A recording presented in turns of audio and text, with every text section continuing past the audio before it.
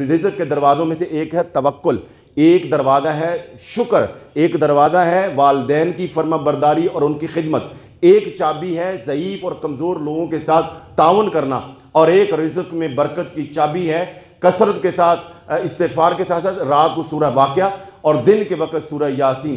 یہ تقریباً 17 چیزیں اگر میں کہوں تو یہ رزق کے 17 دروازے ہیں۔ آپ ان دروازوں کو کھٹکھٹا کے دیکھیے، اللہ جل شانہ یقیناً آپ کے رزق میں برکات عطا سے ایک جو کنجی ہے وہ ہے تقوی کا اختیار کرنا۔ دیکھیں یہ قصے کہانی نہیں ہے، یہ قرآن پاک کی آیات ہیں۔ اللہ جل شانہ فرماتا ہے جو بندہ تقوی اختیار کرتا ہے میں اس کے رزق میں اضافہ کر دیتا ہوں۔ اور سورہ لَإِن شَكَرْتُمْ لَأَزِيدَنَّكُمْ، اگر تم میرا شکر ادا کرو گے تو میں تمہارے رزق میں، تمہاری نعمتوں میں برکت عطا کر دوں گا۔ اور اللہ تعالیٰ نے کتنی نعمتیں عطا فرمائی ہیں۔ غریب سے غریب آدمی بالکل جو اسرت کی زندگی گزار رہا ہے، قرآن نے اس کو بھی چیلنج کے طور پر فرمایا ہے وَإِن تُعُدُّوا نِعْمَتَ اللَّهِ لَا تُحْصُوهَا، فرمایا لوگوں تمہارے رب نے تم پر اتنی نعمتوں کی بارش کی ہوئی ہے کہ تم اگر نعمتوں کو گننا چاہو تو گن نہیں سکتے۔ امام غزالی کہتے ہیں باقی تو باقی چھوڑے نا، آپ یہ جو آکسیجن لے رہے ہیں نا، ہر لمحے سانس لے رہے ہیں، یہ جو اللہ تعالیٰ آپ کو ہوا دے رہا ہے، آکسیجن دے رہا ہے، آپ صرف اسی کا ہی اللہ کا شکر ادا نہیں کر سکتے۔ تو آتا ہے بنی اسرائیل کا ایک بندہ 500 سال تک عبادت کرتے رہے، دن رات اللہ کی عبادت، یہ نوافل اس دور میں جو بھی اللہ کے اذکار، 500 سال، ان کی عمریں بھی زیادہ تھی۔ جب وہ فوت ہوئے تو وہ فرشتے آئے، اللہ تعالیٰ نے فرمایا کہ بھئی چلو بھئی اس کو میرے فضل سے جنت دے دو۔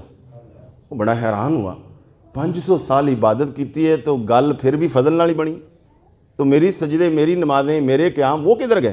یعنی وہ یہ چاہتا تھا کہ اللہ فرماتا کہ بھئی یہ میرا بڑا عابد ہے، بڑا ریاضت کرنے والا ہے، اس کو اس کی نمازوں کے صدقے جنت دے دو۔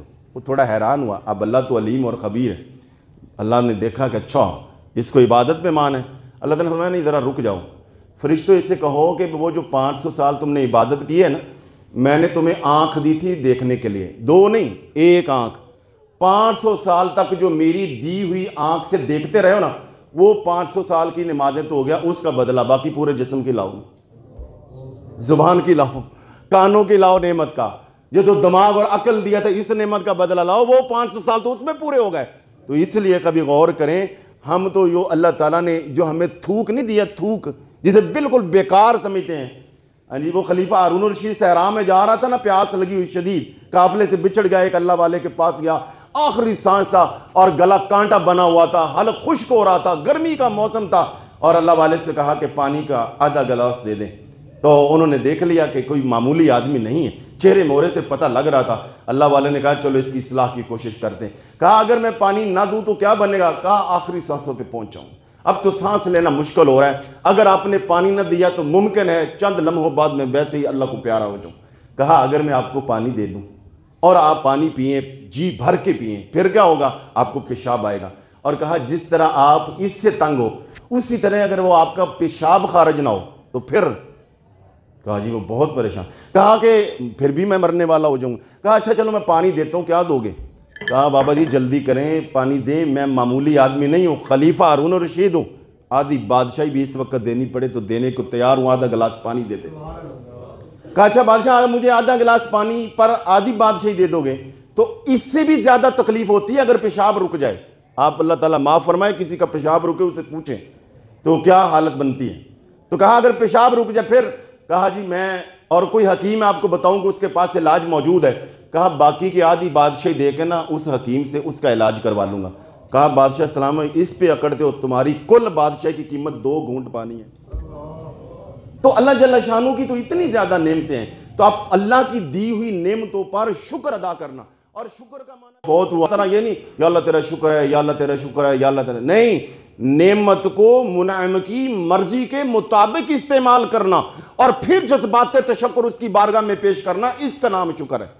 اللہ تعالیٰ نے یہ عقل دی تھی، اس کو مثبت سوچ، اس زبان دی تھی اچھے طریقے سے اس کو استعمال کرنا، اللہ تعالیٰ نے وقت دیا تھا اس کو خیر کے کاموں میں استعمال کرنا، اللہ تعالیٰ نے اور کوئی نعمت دی تھی، پیسہ دیا تھا، مال دیا تھا، غریبوں، یتیموں، بیواؤں، مسکینوں، رشتہ داروں اور ضرورت مندوں پہ خرچ کرنا، اپنے بیوی بچوں پہ خرچ کرنا، نہ کہ بخیل بن کے سام بن کے بیٹھ جانا۔ یعنی اللہ کی دی ہوئی نعمت کو اللہ کے بتائے ہوئے طریقے کے مطابق استعمال کرنا، یہ شکر ہے۔ حضرت عطا سکندری ایک بزرگ گزرے بہت بڑے، وہ فرماتے ہیں جس کو اللہ نے نعمت دی اور اس نے شکر نہ کیا، گویا کہ اس نے اللہ کو خود ہی کہہ دیا یا اللہ مجھے اس نعمت کی ضرورت نہیں، یہ مجھ سے لے لے۔ اور فرمایا جس نے اللہ کا شکر ادا کیا اس نے گویا اپنی نعمت کو قید کر لیا اور اسے نکیل ڈال لی اور وہ نعمت اس کے قبضے میں رہے گی۔ تو فرمایا لَإِن شَكَرْتُمْ لَأَزِيدَنَّكُمْ، اگر تم میرا شکر ادا کرو گے تو میں تمہاری نعمتوں میں اضافہ کروں گا۔ رزق کی کنجیوں میں سے ایک کنجی ہے ہر وقت طاہر رہنا، طہارت کے ساتھ، پاکیزگی کے ساتھ۔ اگر غسل واجب بھی ہو گیا ہے تو کوشش کرے کہ جلد از جلد طہارت حاصل کرے، بلکہ بزرگ تو فرماتے ہیں، بعض حدیث میں بھی آتا ہے ہمیشہ وضو کے ساتھ رہنا۔ جو بندہ ہمیشہ وضو کے ساتھ رہتا ہے، ہمیشہ وضو کے ساتھ رہنے کا ایک فائدہ تو یہ ہے کہ بندے کی نماز فوت ہونے کے چانسز نہ ہونے کے برابر ہوتے ہیں۔ اکثر آپ نے دیکھا ہوگا کہ ہمیں وضو جو ہے نا یہ آڑے آ جاتا ہے نماز پڑھنے میں، یعنی وہ اب کیسے وضو کریں گے، لباس پہنا ہوا ہے، جرابیں پہنی ہوئی ہیں، سردی بڑی ہے، تولیہ نہیں ہے، یا اس طرح، یا بعض اوقات وضو کی جگہ مناسب نہیں ہے، تو وضو کی وجہ سے ہماری نماز میں یا تاخیر ہو جاتی ہے یا خدا نخواستہ نماز رہ جاتی ہے، فوت ہو جاتی ہے۔ تو ہر وقت با وضو رہنے میں ایک فائدہ تو یہ ہے کہ جب ٹائم ہوا، جہاں ٹائم ہوا، چلو جی نماز پڑھ لی۔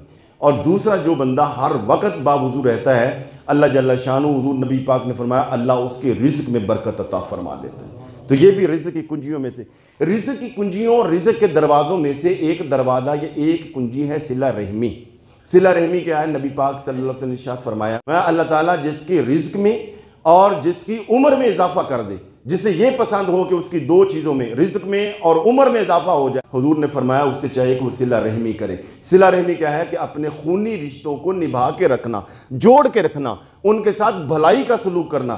اور رزق کے دروازوں میں سے ایک دروازہ یہ ہے کہ اپنے سے کمزور، ناتواں اور ضعیف لوگوں کے ساتھ مدد کر۔ اللہ تعالیٰ تمہیں ڈھیل پتہ کیوں دیتا ہے؟ فرمایا تمہارے اندر کمزور لوگ ہیں، بچے ہیں، بوڑھے ہیں، جانور ہیں، عورتیں ہیں، فرمایا اللہ ان کو رعایت دیتا ہے، ان کے صدقے اللہ تمہیں بھی رعایت عطا کر۔ یہ اللہ تعالیٰ تمہارے بوڑھوں، تمہارے بچوں اور تمہاری عورتوں کی وجہ پر تمہاری نصرت فرماتا ہے، تمہاری مدد فرماتا ہے۔ یعنی اگر کسی کے بوڑھے والدین اس کی ذمہ داری ہیں تو ظاہر ہے تکلیف ہوتی ہے، ٹائم دینا پڑتا ہے، محنت کرنی پڑتی ہے خدمت میں، یا بچے بہت چھوٹے ہیں تو بچوں کی ضروریات پوری کرنا بھی بڑا مشکل ہو جاتا ہے۔ اللہ کے حبیب نے فرمایا کہ اس کو بوجھ نہ سمجھو، یہ جو تمہیں رزق مل رہا ہے نا، ان غریبوں، کمزوروں، ناتوانوں اور ضعیف لوگوں کی وجہ سے اللہ تعالیٰ عطا فرما رہا ہے۔ حضور کے پاس دو صحابی آئے، یا رسول اللہ ہم 3 بھائی ہیں، ہم 2 کھیتی باڑی کرتے ہیں مگر ہماری پوری نہیں پڑتی، ہمارا تیسرا بھائی ادھر اصحاب صفہ میں بیٹھ کر دین سیکھتا ہے اور آپ کے پاس پڑھتا ہے اور ادھر ہی رہتا ہے، یا رسول اللہ اگر وہ بھی ہمارے ساتھ آ جائے اور ہم 3 بھائی کھیتی باڑی کریں تو اللہ تعالیٰ ہماری روزی کو وسیع فرما دے گا۔ سرکار دو عالم سے ارشاد فرمایا وہ جو تھوڑی بہت ہی مل رہی ہے نا، وہ بھی اس کا صدقہ مل رہی ہے۔ تو بعض اوقات ہم اپنے کسی ملازم کے ساتھ، ماتحت کے ساتھ، یا بہن بھائی کے ساتھ، یا والدین کو ٹائم دے رہے ہوتے ہیں، یا اور کوئی غریب یا ضرورت مند لوگ جو ہمارے ذمے ہوتے ہیں، جب ہم ان کی کفالت کرتے ہیں تو اللہ اس کے صدقے میں ہمارے رزق میں برکت عطا فرما دیتا ہے۔ اسی طرح رزق کی کنجیوں میں سے ایک کنجی ہے سورہ واقعہ۔ نبی علیہ الصلوۃ والسلام فرمایا سورہ واقعہ فقیر کا خزانہ ہے۔ فقیر کہتے ہیں ضرورت مند کو، ضرورت مند کا خزانہ ہے۔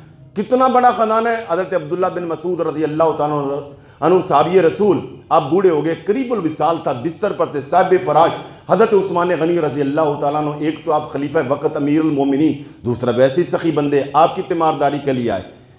تو آپ نے کہا حضرت میں آپ کی کچھ خدمت کرنا چاہتا۔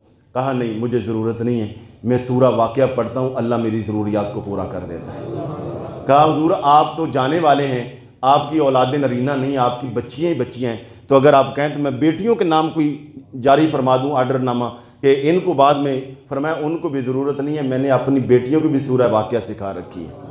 تو صبح و شام جو بندہ سورہ واقعہ پڑھتا ہے اور صبح کے وقت سورہ یاسین ساتھ پڑھتا ہے، اللہ کے رسول نے فرمایا اللہ تعالیٰ اس کے شام تک ساری ضروریات کے لیے کافی ہو جاتا ہے۔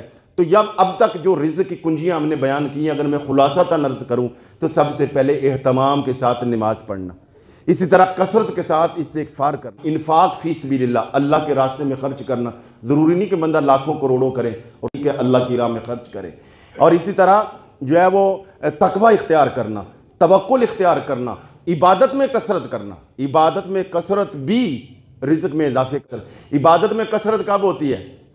صرف 5 وقت نماز نہیں، جو تہجد بھی پڑھے، اشراق بھی پڑھے، چاشت بھی پڑھے، اوابین بھی پڑھے، نوافل نماز فرض پڑھے، ساتھ نفل بھی پڑھے، اس کو کثرت سے عبادت کرنے والا کہتے ہیں۔ اور صرف ایک چاشت کی نماز کا ہی آپ سن لیجئے، ایک حدیث پاک، ویسے کافی ساری۔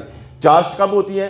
جب سورج چوتھا حصہ دن کا گزر جاتا ہے، یعنی اگر گرمیوں کے دن ہو تو ننگے پاؤں بندہ دھوپ میں نہ چل سکے، جب پاؤں جلنا شروع ہو جاتے ہیں، یہ تقریباً 9:30 10 بجے کا ٹائم، یہ چاشت کی نماز۔ نبی پاک نے فرمایا جو بندہ چاشت کی نماز ادا کرتا ہے، 2 نفل، ویسے 2 بھی پڑھے جا سکتے ہیں، 12 بھی، فرمایا ایک تو یہ چاشت کی نماز سارے جسم کے جتنے اعضاء ہیں، جوڑ ہیں، ان کا صدقہ ہو جاتا ہے۔